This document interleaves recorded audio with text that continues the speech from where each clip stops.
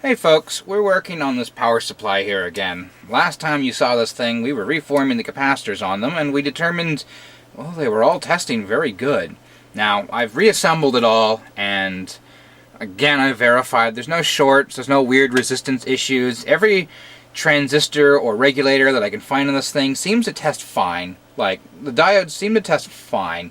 I, at this point here, have nothing that indicates to me that there's a catastrophic problem with this thing the moment you turn it on. But it still hasn't powered on in decades. So what I'm going to do here is that I'm just, well, apply power and see what happens.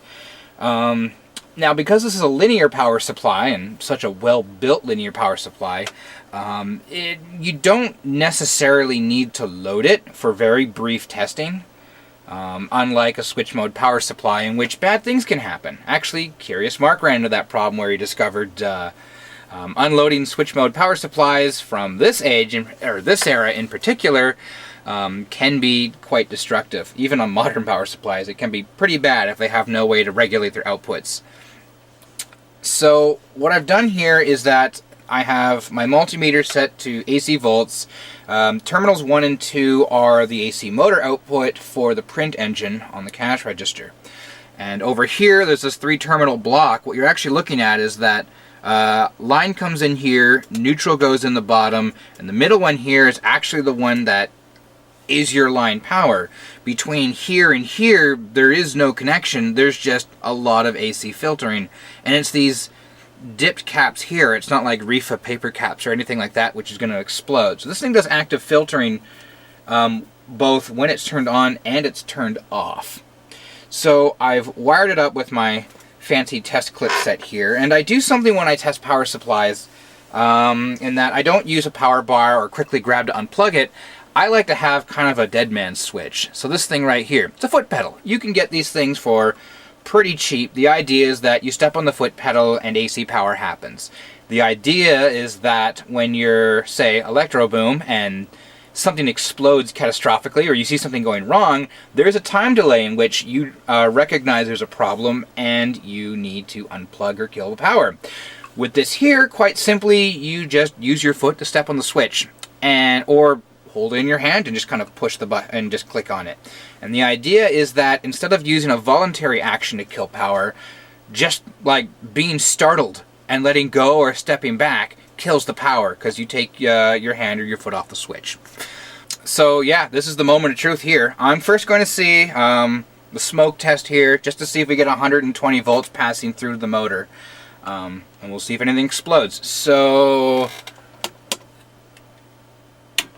alright, we should now have 120 volts live to... It saw that.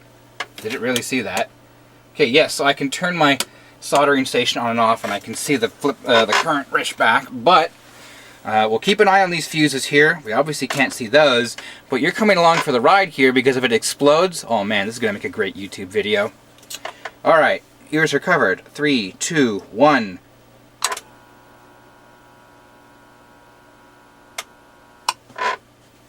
Alright, that's a relief, so nothing exploded. I heard the transformer hum. You saw 120 volts, so that's a very good sign. I am now going to just switch off the main power and... Okay, so there's 3 DC rails immediately available from this terminal strip here. There's the 120 volts AC. We have 28 volts. Another 28 volt rail, and they seem to be independent, they're not wired together. And we have 180 volts DC, which is presumably for either the gas plasma or electroluminescent display, which is for the digits. And we have a return for that, and that, and for all 3 rails, the return, or we'll just call it ground, whatever, they are all tied together. They are not, however, tied to actual earth ground. It's isolated. So I'm going to set up here and we're going to do the 28, the other 28 and the 180, and we'll see if anything happens. We should be within range. This power supply is pretty good at self-regulating when there's no load, but we'll only do this briefly. Alright, so I'm going to switch this over to the 200 volt DC range. Wow, there's still actually a voltage on that rail. And it is bleeding off. That's good. So the bleeder resistors are working. So AC is live. You can still see the meter. Yes, 28 volts is our target. 3, 2, 1.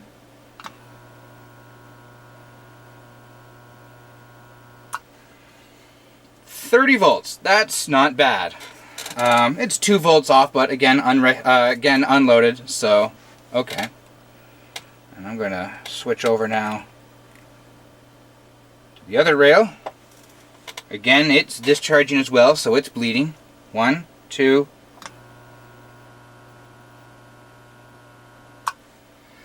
$30 volts there as well, so that one seems fair. Okay. Alright, 180 volts. What's this one even reading right now? This one's almost entirely discharged already. Wow. Okay, 1, 2. 164 volts. So it's a low. Well, it's still within the ballpark, and nothing's exploded on either 3 of those tests, so I would dare say this power supply is good to go. And if you're asking about this over here, this is, when I tested them out, it's just the same terminal strip here, but now you have a screw-in plug. So, okay, cool. That was me being scared for no reason. This power supply is ready to go back in. And there it is. So the power supply is now back and installed, and we can see everything is wired in. I have my test leads currently ready with the foot switch because I'm not yet ready to use this AC cable that came with it yet. But no, I've now verified every cap that I can see on here. Like, there's no resistances or weirdness going across any of the voltage rails. Nothing clearly burned, broken, damaged. If there's any failures that are going to occur, they're going to happen instantaneously as something silently failed and won't like waking up after 20 years. But no, I've double-checked every board, core, CPU, clock, display. All it's left to do now is cross your fingers and flip the switch.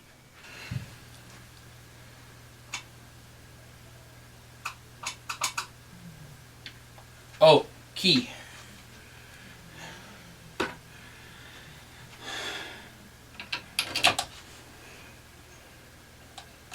Should be on now.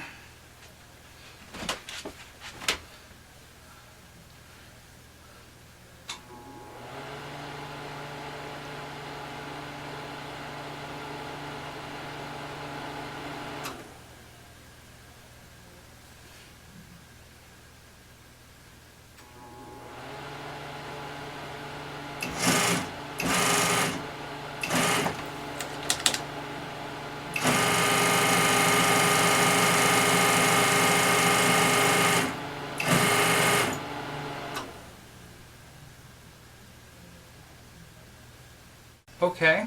Did it turn on?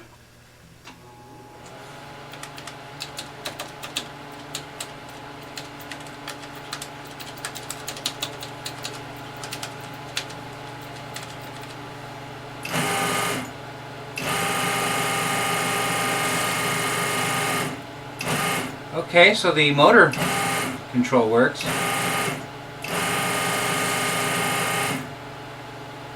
But that's it. Ha!